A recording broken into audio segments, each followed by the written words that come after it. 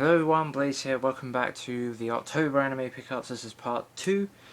First up we have Persona 4 the animation. This is the limited edition or collector's edition box set from the Sentai Filmworks. This is my second one, actually third collector's edition I've bought from them. I have High School of the Dead and Knights of Sidonia.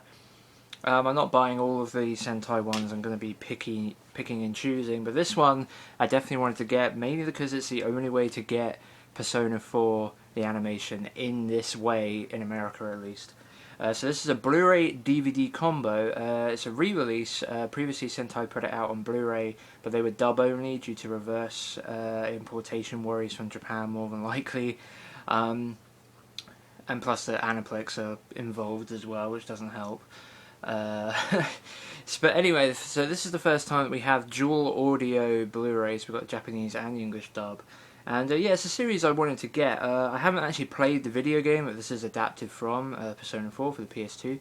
But I have watched, one of my favourite video game websites is Giant Bomb. I've been watching them pretty much. I've been watching Jeff Gerstmann and co pretty much from their GameSpot days back in like the mid to early 2000s. So I've been with that sort of stuff for a long time. And yeah, they actually played through the entirety of Persona 4 on Giant Bomb in like a Let's Play type environment.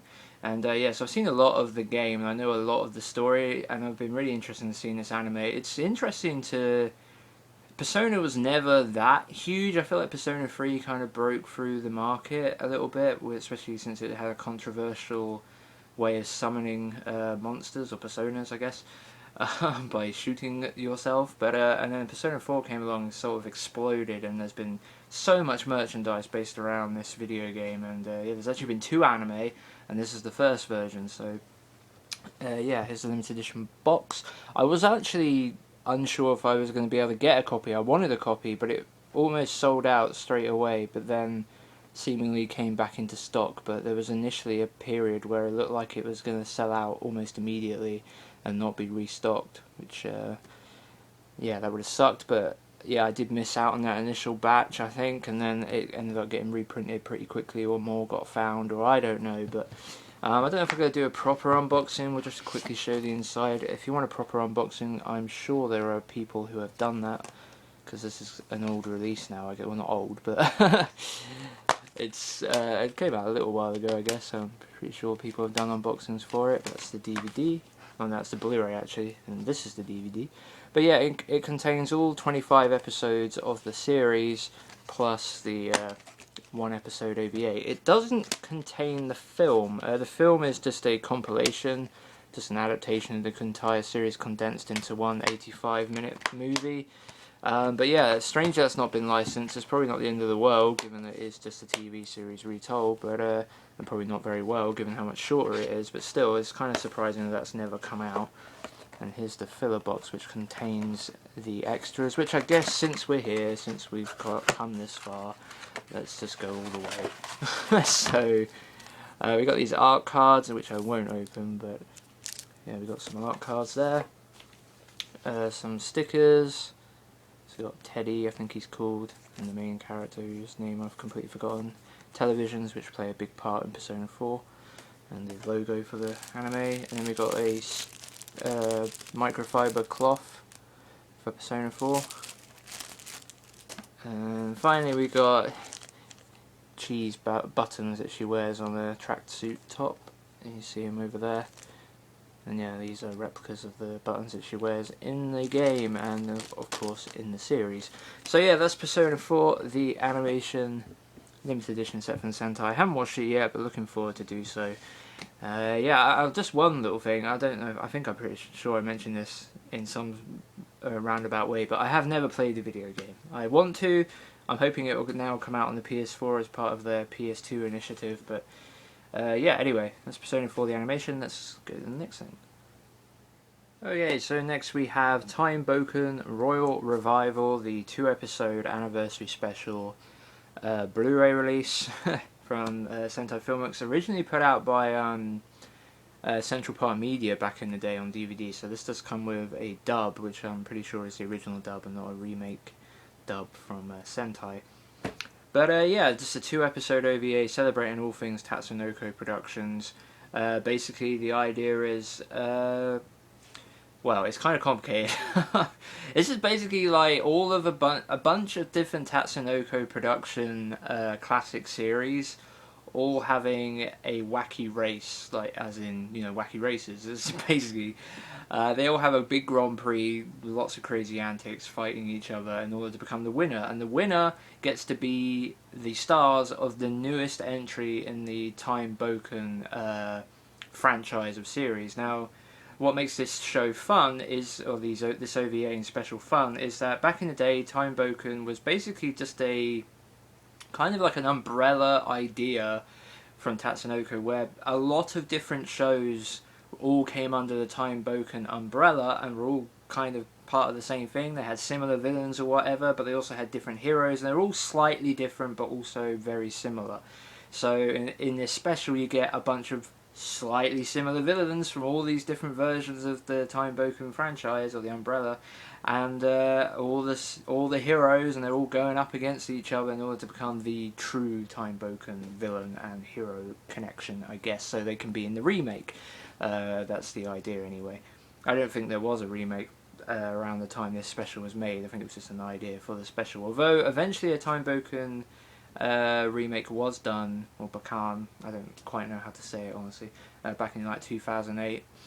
But yeah, so this is the Blu-ray release. This is part of the Tatsunoko Productions deal that Sentai did for Classic 10 series. Currently, it's been Gatchaman series, like the original Gatchaman release on Blu-ray, Kashan on Blu-ray, this on Blu-ray, and the Gatchaman movie on Blu-ray, which I can't remember if they actually specifically said that was part of the deal or not. Might have been, might not have been. Still waiting on excuse me. Still waiting on Future Police Urashiman, which is currently subtitled entirely on theanimenetwork.com, but still has not been released, unfortunately, to DVD or Blu-ray. I'm really hoping that will happen in 2016, but I don't know. Don't know what's happening there. But anyway, so this is Time Bokan Raw Revival. Haven't watched it yet, looking forward to it. I would like to see just a couple more Tatsunoko stuff before I watch it. I've seen a couple of early episodes when they were on whatever that crowdfunding anime thing is. Completely forgot what it was called now, but there was a couple of subtitled episodes of the original Time Bokan series, and obviously I've seen quite a small chunk of Gatchaman. That's the original Tekkaman. We've got Kashan, which I've seen a lot of the modern series. I still haven't watched the original release that I bought for the Blu-ray that Sentai put out. And obviously you've got Hurricane Polymar there. Again, I saw a couple of episodes on that crowdfunding anime website. But I haven't bought even the OVA series that Discotech put out. But yeah, hopefully I'll be doing that eventually. But yeah, Time Bokan Raw Revival. Looking forward to watching it eventually. Okay. Next we have 801 Tactical Training Squadron Airbats, which is a 6-episode 90s OVA based on aviation stuff. It's just about a tactical training squadron comprised of female pilots that are all very, very good at doing aerial aerobatics and stuff as part of their squadron. And yeah, they're nicknamed the Airbats for whatever reason. And yeah, it's a 6-episode OVA. I've enjoyed seeing animated aviation, like planes and stuff. I'm not actually into planes at all. Like, I don't play flight simulators or anything. None of it really interests me at all. But when I see animated versions of it, I think it looks really cool. Like, I recently watched the original 80s Area 88 and absolutely adored it. I think it's a great OVA. The story's pretty good, but the animation is unbelievably amazing. Like, epic. So I'm hoping for something that's pretty good here. Given it's a 90s OVA, it shouldn't be digital. Like, the design on the front and on the menu sort of makes it look digital. I don't know if the planes are, but I feel like it's way too early on in the 90s for any of this to be digital, because I think 1994 to 96, so it should all be traditional animation on cell. And yeah, I'm looking forward to it.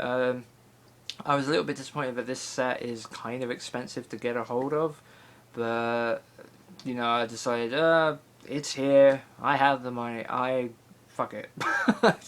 I went and got it. I wanted it, so I went and got it. I'm hoping it'll be worth the price of admission, which is about $30, which was, yeah, a lot more than I really wanted to pay, but it's in good condition at least. So we've got the front, the spine, and then the back. And the only bad thing, I've got sticker residue I still need to get rid of. And we've got the inside with this really weird disc tray that kind of, it doesn't go all the way over, and it kind of just sits here, and I'm like, this is really weird. It's really weird because I could understand having something weird like this if this was a single keep case size, but it's not. It's like way wider, so I really don't understand why there isn't just a disc tray in this side. But anyway, we've got hiding behind it, we've got the chapter selection guide and a picture from the show or some art or whatever. So yeah, that's 801 Tactical Training Squadron Air Bats from ADB. Let's move on to, there's two more things to go through. Okay, so next up we have Vampire Wars, some cheesy, awesome, goofy action from Manga Entertainment.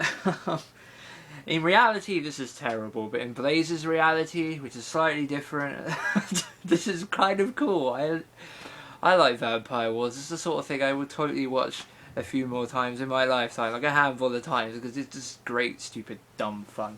The dub is kind of the main draw for me, just because of the ridiculousness of the script, like some of the lines that the characters come out, and they're like the bravado of like the main character, who's like this Japanese like action man here. He's an international terrorist spy, and he gets brought in to take down a CIA like conspiracy that's, you know, potentially hiding aliens and underground vampire organizations and all sorts of crazy shit.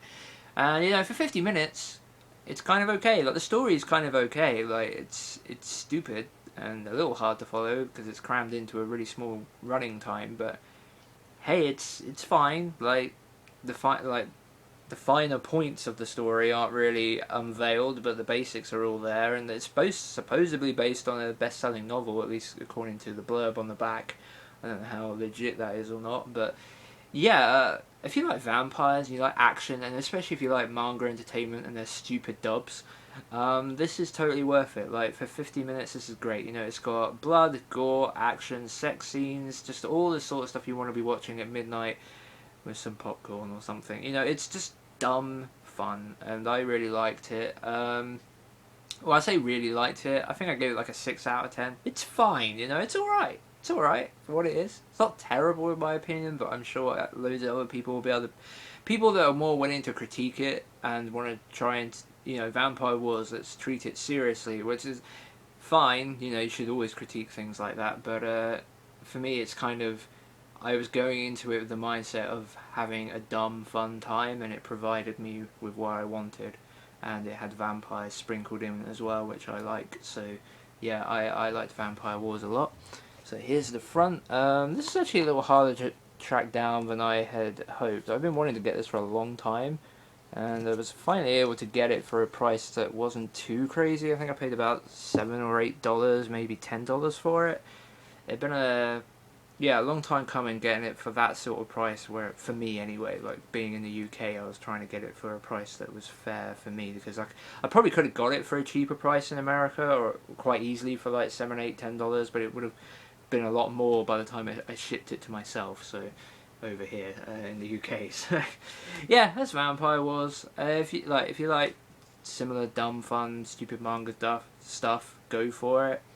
And if you like vampires, maybe check it out. As I said, it's only 50 minutes. Maybe don't go so far as to buy the DVD like me. I don't like recommending this stuff all the time, but hey, you know, it's probably around on the internet quite easily. Spend 50 minutes with it. It's okay. And yeah, that's Vampire Wars. Let's move on to the final thing. So, last, but certainly not least, I guess. We have Dragon Ball Z Season 6 Orange Brick. This was the last brick, or season I guess, that I needed. Strange number, I know. I had Season 8 back in the day. I had basically Seasons 1 through 5 and then 8. A few months ago I got 7 and 9. just because they were available on eBay. And then yeah, I finally picked up season 6, and I have now watched all of the Dragon Ball Z, all 291 episodes. I have finished it, and my verdict is it's okay. I mean, honestly, if someone doesn't have the nostalgia for it, I didn't watch it while it was on telly when I was younger. I don't think it was even on in the UK.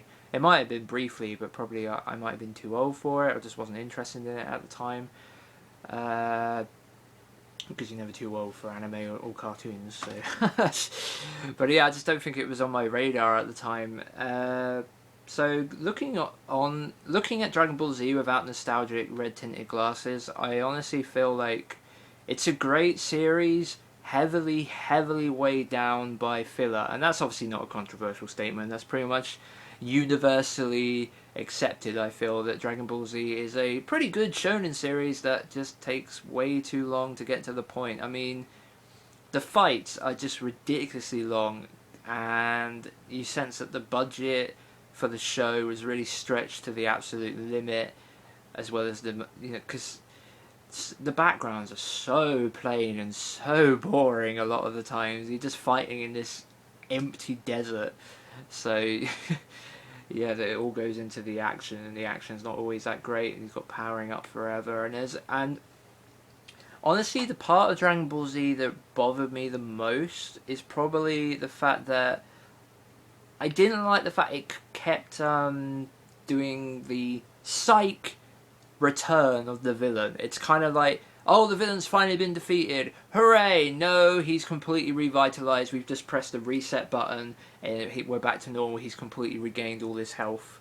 Basically, I'm going to put it into video game terms. He's regained all his health, and now you have to beat him all over again. And it's because basically where I started off in my marathon to finish the show was the Cell Saga, all the way up, obviously, to the Buu Saga, the Majin Buu Saga.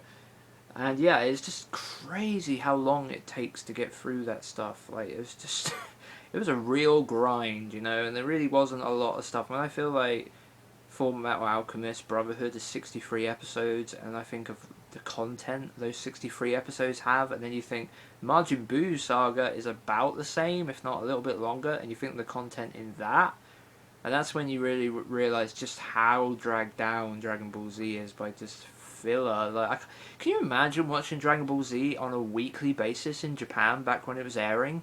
How the hell was anyone watching it by the time it was at the 290 episode mark, you know? Who was interested in that show still? Like, coming back week after week, knowing that you were only going to get like a 20-minute slice, and it wasn't even going to really go anywhere. Like, for months on end, the show wouldn't move.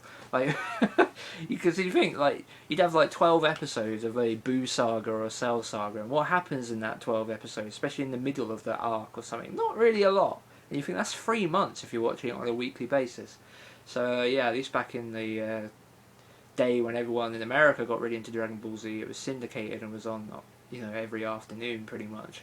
So, yeah, but that completes my entire collection of Dragon Ball Z, which this is kind of hardly the most amazing thing any of you have seen, because I know most of you have this on your shelf already, but hey, I have all of Dragon Ball Z now in the orange bricks. I think that's in order. Yeah. Yeah, I think my favourite arc is probably the Android arc, or Android 18 and stuff. Garlic Junior, Trunks, and Android sagas. Yeah, I mean, the Android saga, I guess, isn't very long, but I think that's my favourite one. There's a lot of really cool stuff that happens in that. I mean, you got Trunks and his origins being explained, and I won't go into that for people who haven't watched Dragon Ball Z, because that's one of the more fun reveals in the show. But yeah, I just feel like that stuff with Krillin and you know, just everything. I don't want to go into it too much, but yeah, I feel like that's kind of the best arc. I did like the World Tournament stuff before the Majin Buu arc started. I think I will enjoy Dragon Ball, the original series that this is a sequel to, which I haven't seen. I think I will enjoy Dragon Ball more than Dragon Ball Z. I was actually hoping I was going to enjoy Dragon Ball GT more than Dragon Ball Z, just because even though it sounded so crazy and stuff, and it did some weird resets, I just thought, this might be fun. Like, I'd seen some screenshots of it and a couple of clips, and I was like, this kind of looks crazy and fun and different, and it looks like there's more going on. But I don't know, I've watched 4 episodes of it and I wasn't particularly deep. Okay, sorry about that, my camera battery died, so I've had to obviously recharge it, and I don't really remember where I was. I was kind of in full flow, in full on chatting away to myself, but the final thing I got is also Dragon Ball Z related. I picked up the Dragon Ball Z Resurrection F film. Obviously this film comes after Battle of the Gods, which I also don't have, so I won't be watching it yet, but I decided to pick up the limited edition version that Funimation put out for this, because I thought it kind of looked cool. It's kind of different.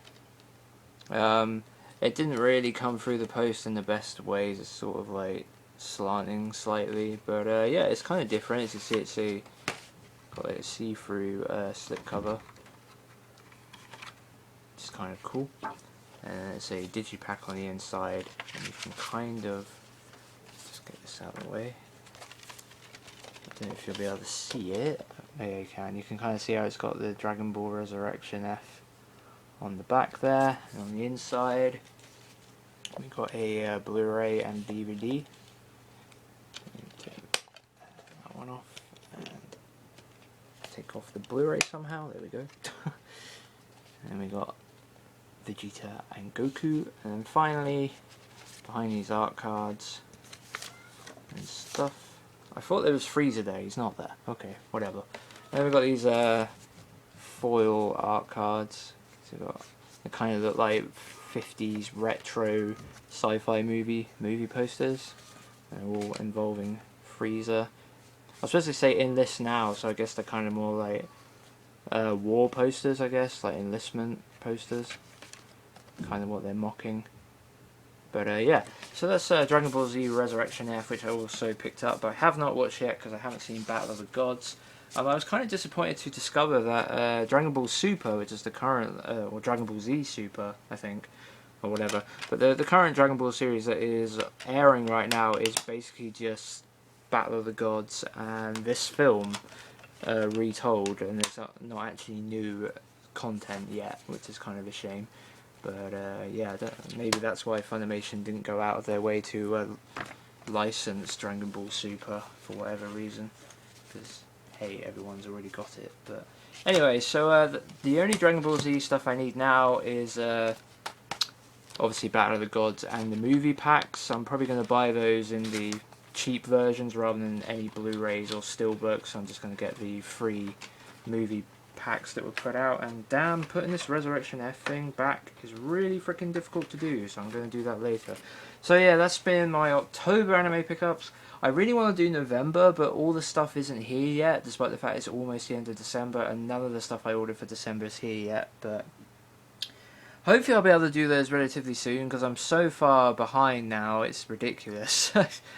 But yeah, I have a couple of ideas for things I'm going to be doing in the early year to do with hopes for 2016 in terms of licenses and stuff, as well as maybe, I don't know, maybe some other stuff. I don't want to make too many promises, I don't know how many I'll be able to keep. So yeah, that's been my October pickups. I'm Blaze, thanks for listening, and I'll see you next time.